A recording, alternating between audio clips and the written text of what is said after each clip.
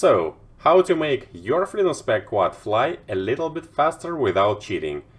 We're gonna be talking about motors, batteries and RPM. Experiments in this video can be dangerous, repeat at your own risk. We're gonna be talking a lot about C rating of the batteries, so let me call my personal LiPo expert first.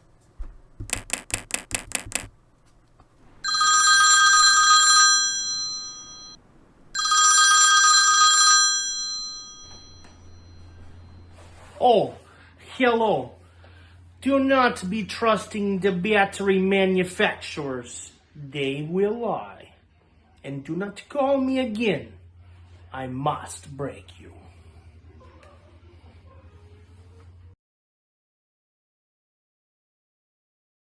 So we got Freedom Spec quad mounted to the patio table with a heavy-duty zip ties, a long USB cord to easily access the BlackBox recordings and settings, fire extinguisher and safety glasses. Safety first. Now let's connect our test drone with Betaflight configurator, open presets tab and click Save Backup. And we want to save backup configuration, because we're gonna mess up settings in our drone pretty bad. After that, let's open PID tuning tab and move all the sliders, including expert mode sliders, to the left. They all should be 0, and that will make all PIDs 0. Well, at least in Betaflight 4.3, you can see all PID values are 0. After that, you want to make sure that anti-gravity is also off, and let's save that. A little warning, of course, please do not try to fly like that. This is only for testing on the table when everything is mounted securely and, you know. Also, if you just stop watching this video and go practice and fly, it will definitely make you faster.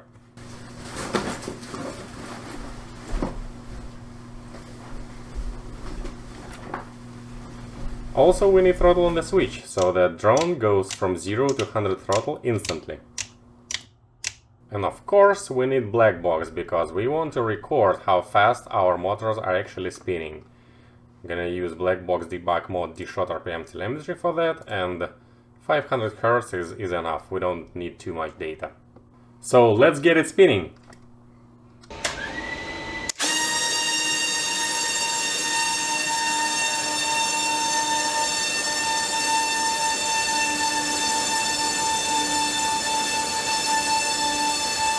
So let's download our first BlackBox and open it up. What is interesting here is debug plots, because they are showing us how fast the motors are actually spinning. Not the commands from the flight controller to ESC, but the actual RPM of the motor. Well, in this BlackBox Explorer, it still could be E RPM, not the real RPM. I'm not sure, but it doesn't matter. What is important for us is to check if there is a motor that is slower than the others. Sometimes it's quite hard to see because RPM readings are quite noisy. So maybe you want to smooth out these plots. See, there's smoothing 100%, and then you can click this button here.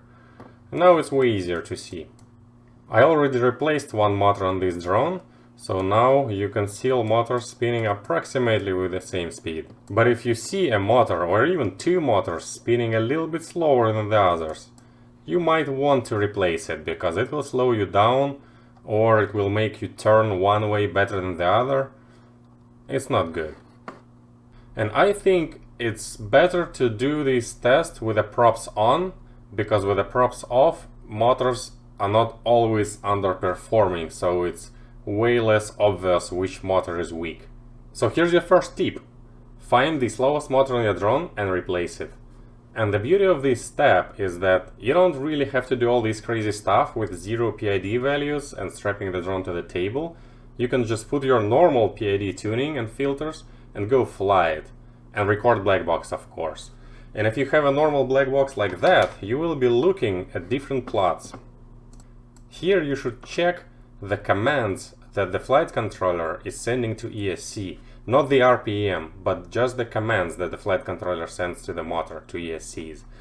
And if you see one motor is getting higher command than the other motors, while you're going straight full throttle, then this motor is a suspect to be the slowest. For example, like here, motor 3 you see it's pretty much always maxed out, while the other motors are 96, 89%. So I'm going straight and then I turn around and going straight back with a full throttle, and still motor 3 is maxed out. So I would say this motor is a suspect to be the slowest, and I would replace it. But sometimes it's really hard to see, so be careful with this method. The next experiment is to cool down the motors right before the race starts. And this is not my idea. I saw it at Spec Championship 2021. I think it was Amari doing that. So let's measure it out. We're going to use this spray, and it can make things really cold really fast. I think the theory behind cooling down the motors is quite simple. Low temperatures are making permanent magnets stronger, and this is quite easy to explain. So every magnet consists of these little particles, consists of these little magnets inside, and all these little magnets are shaking and a little bit of rotating because of the heat. And the lower the temperature, the less shaking, and the less shaking, the more these little magnets work together to create a stronger magnetic field around the big magnet.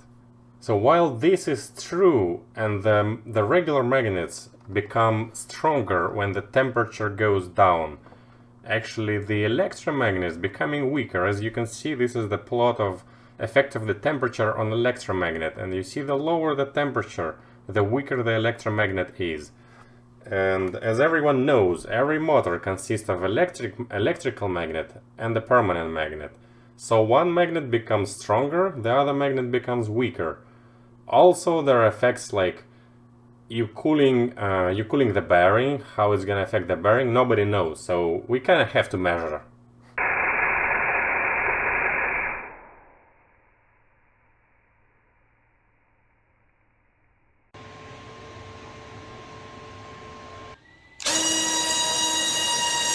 I did 6 different experiments, 3 with cold motors, 3 with normal temperature motors. Each one of these experiments is actually 3 separate full throttle punches, very short ones. So here you can see in the black box, there's 0 throttle and then full throttle suddenly. This is a throttle curve, and this is a motor RPM. And then 0 throttle, and then again full throttle, and then 0 throttle, and then again full throttle. Now we have to compare different black box recordings, not just look at one. And for this one I prepared a pretty ugly Python script. This poor Python script takes 2 or 3 or more black box recordings and plots the average RPM across 4 motors for every one of these black box recordings, so that we can compare. One more clever thing it is doing is it synchronizes the throttle punch so that we can easily compare. Let's see. It's pretty much easier to show than explain. So horizontal axis is time, vertical axis is RPM of the motors. Blue plot is cold motors. Orange plot is normal room temperature motors. And we synchronized the second throttle punch. So if we zoom, but we have to zoom pretty close, you can see that the cold motors are a little bit outperforming the warm motors, but the difference is so tiny. If we click here, we can actually see the difference. The difference is 0.5%. But the thing is that this difference stays across all the tests and across all the throttle punches. So I tend to think that this is true, that the cold motors making your RPM a little bit faster. The next example, let's go to test number 2 and let's move to throttle punch number 1 and see how that goes. So now you can see the throttle punch number 1 is synchronized, and let's zoom in right here, and you see again the blue line right here is outperforms, and then it kind of stays the same. Still a little bit out. It's hard to say, but at the beginning you can clearly see, and this difference is still approximately half of the percent. Here it's even like 0.2%, 0.3%. So tip number 2, if you worry about this tiny bit of a difference in your maximum speed and a little bit in your acceleration, like 0.5%, cool your motors and don't fly with hot motors.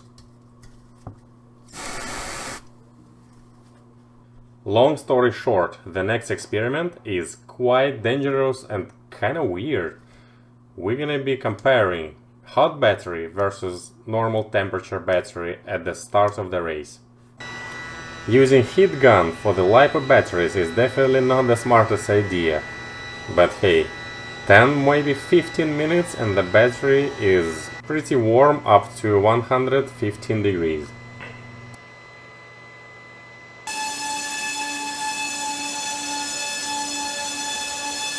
Let's compare the data. It was 2 minutes of full throttle. The blue line is the room temperature battery, the orange line is a little bit preheated battery. The bottom picture is the voltage, the top picture is RPM. And on the voltage it's a little bit more obvious that the hot battery works a little bit better than the room temperature battery. But the more the race goes, the less the difference. And even right here, the difference is only actually less than 2%. And probably the same difference will be for RPM. Like if we compare here versus here, it's like 1%. So somewhere here should be like 2%. Yeah. So maybe if we heat the battery a little bit more, it would help a little bit more too. But according to clever people in the internet, 2% difference in RPM means also 2% difference in the maximum speed. And even more percent difference when we're talking about the force that your motor's creating when you're launching from zero speed. Tip number 3. If you find a safe way to preheat your battery right before the race, you can gain a couple of percent of the speed because of that. And of course, if you fly in the cold weather, you will definitely gain some speed if you preheat your batteries. Everybody knows that, everybody feels that. I just didn't feel like testing that, it was just too obvious. Now let's get into battery comparison, the tasty part. And this is interesting. So Mr. Shames, the father of Freedom Spec, the 5th in the world, increased the minimum requirement of your drone weight with a battery. So now your drone should be minimum 480 grams instead of previous 460 grams. You want to beat Ivan or Neil? Or both? But who do you want to beat the most? Well, Ivan. Ivan? Yeah.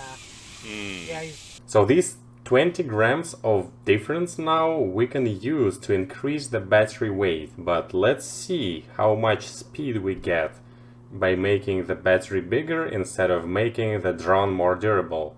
As you can see on the left side of the screen, I have a lot of BlackBox recordings for different batteries. Some of the batteries I tested more than 3 times. I have multiple brand new 533 batteries. I have multiple brand new China Hobbyland 70C batteries. I have some old batteries. Even Mr. Matt came in to my house and brought me a Vonic 50C battery to test. So the plots you can see here are actually sort of a summary. But this is all these plots are supported not by a single experiment. So if you go deep into these BlackBox recordings, you will see that this pattern across different batteries it stays the same. So it's not like I tested only one 533 battery. No, I tested like 3 different of them and also like multiple cycles. So this is a summary. And let's see. Every test here is the full throttle test for the battery until it dies down to 3.3 volts. So you can see some batteries died way earlier, some batteries sag more. The bottom picture is the voltage, the top picture is actually RPM, and they go quite parallel. So let's start with this poor blue line. This is a Vonic 50C 2200 mAh battery. The weight of this battery is quite small, it is only 165 grams if you shorten the wires, but you can see it's just no. In less than a minute it drops below 3.5 volts and then in about 95 seconds it just dies completely to 3.3 volts where you basically are not able to fly anymore. So Avonic 50C, even though it's a pretty light battery, just no, it doesn't fit the purposes here. The next battery to tear apart is Black China Hobby Line 30C. This is an old battery that Matt brought to me just for the reference. This is 30C battery, 2200 milliamps, and the weight on this battery is 185 grams. So it's a little bit heavier than 533 battery. And this is a green curve here of the voltage. You can see at the very beginning it sags pretty bad, like below 3.5 volts, but then the battery heats itself up, and then after a minute it keeps up with the 533 battery pretty well and dies at about the same time, which was a little bit surprising.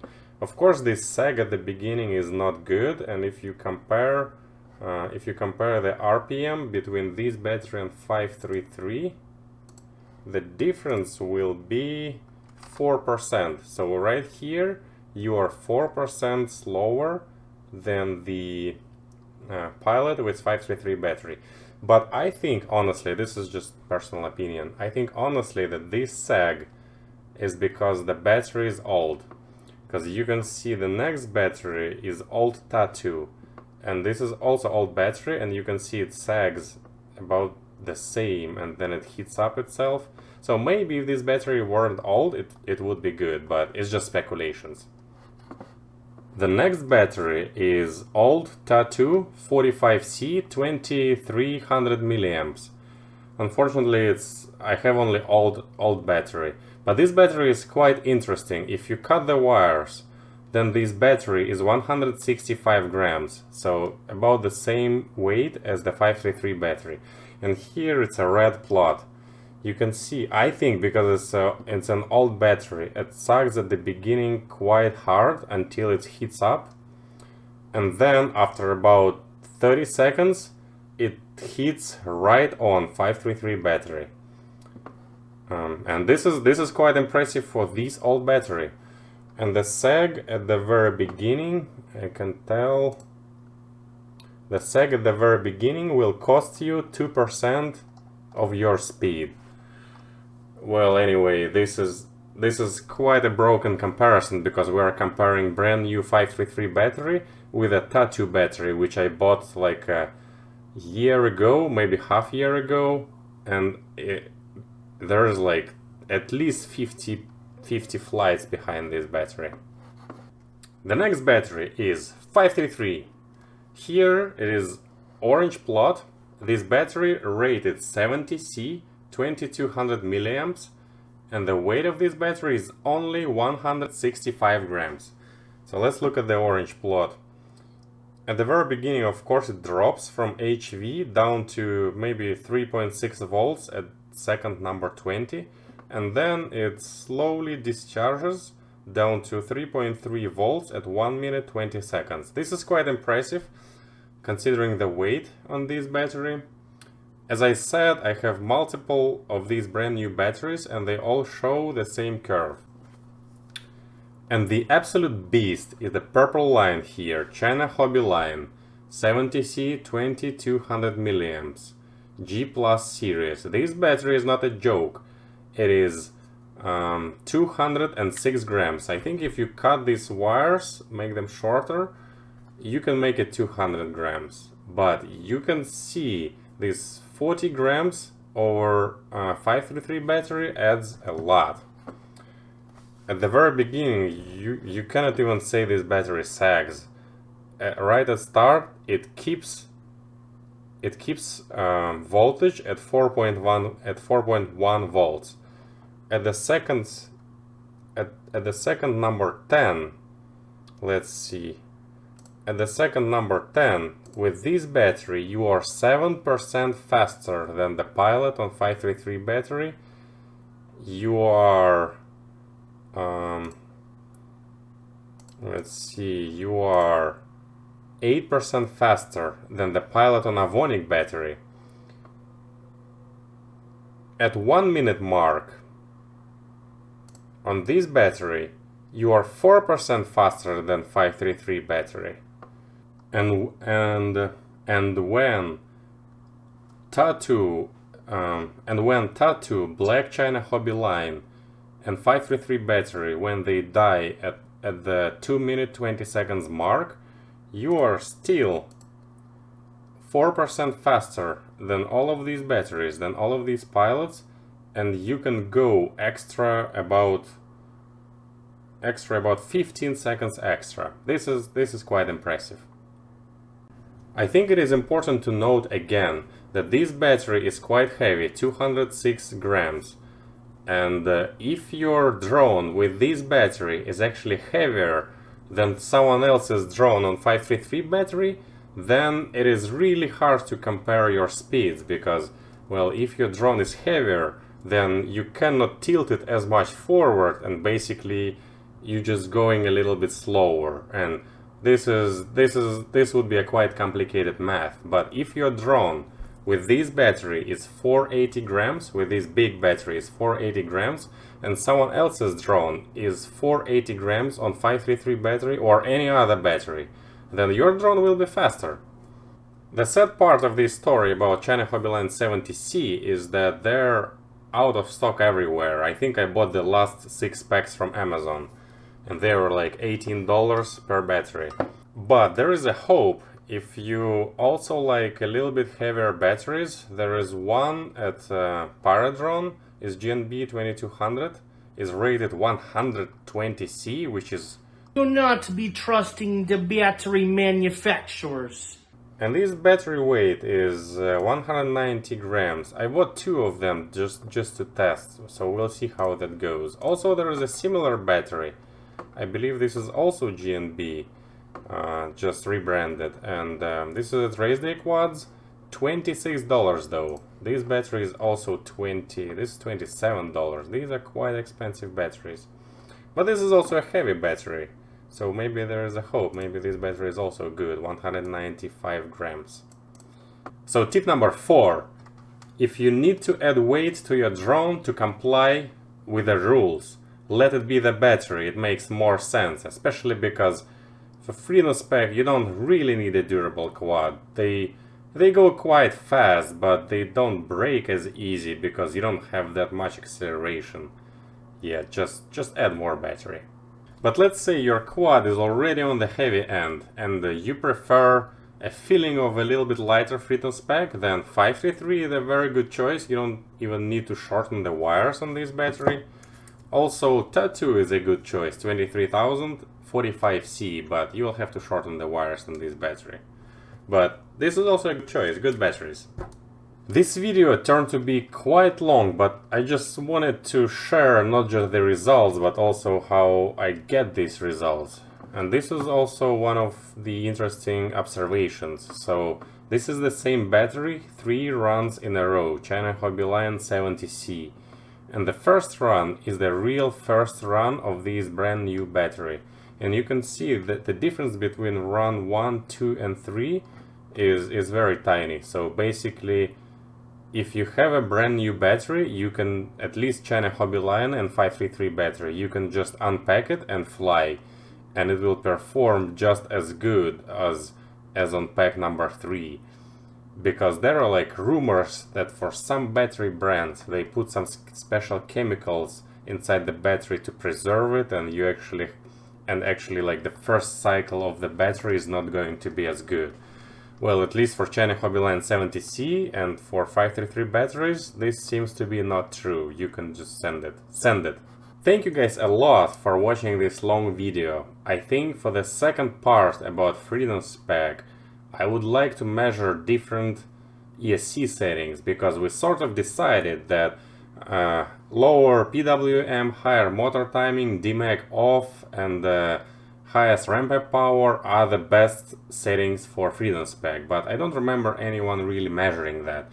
So that'd be interesting. Also, you can comment down below, maybe you have better ideas about what to measure. But, well, maybe see you later if I'm not lazy. We're here for the experiment, Ivan. Yeah. Can you comment on what we're experimenting? So Mr. Matt came in today, Mr. D himself, and brought this, Avonic battery? Avonic battery. Because I don't have this battery. It's a 50C 2200 mAh, 3S. And we're gonna see how it holds full throttle. 2 or 3 minutes. We have our safety glasses on. Safety glasses on. We got Videos. video here with telemetry. We got BlackBox recording. We got throttle on the switch. Throttle on switch. And that's how it works. And now it goes on. So here you need to say, I understand the risks. We understand all the risks. Yeah. And then you just arm it. And then